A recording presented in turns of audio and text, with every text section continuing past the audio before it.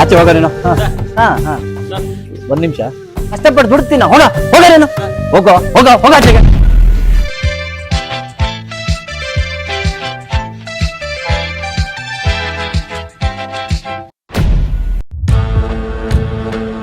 ನೋಡು, ನಾಳೆ ಬೆಳಿಗ್ಗೆ ಒಳಗೆ ಇದನ್ನ ತೆಗೆದು 4 ಫೀಟ್ ಆಚೆ ಹಾಕೊಂಡಿಲ್ಲ ಅಂತಂದ್ರೆ ಇದೇ ಬಿಕಾಸಿ ನಿನ್ ಎದೆ ಒಳಗಿರುತ್ತೆ. ನಾನ್ ಯಾವ್ದಕ್ಕೂ ಎದುರೋನಲ್ಲ, ಇದು ಬೇಕು ನನಗೆ. 4 ಫೀಟ್ ಆಚೆ ಹೋಗ್ಬೇಕು.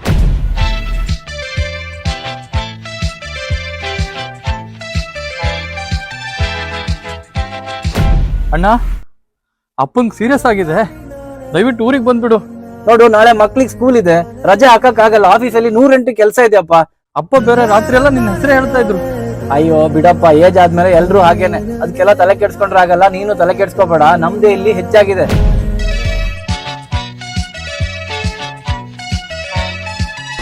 ಅಷ್ಟೇ.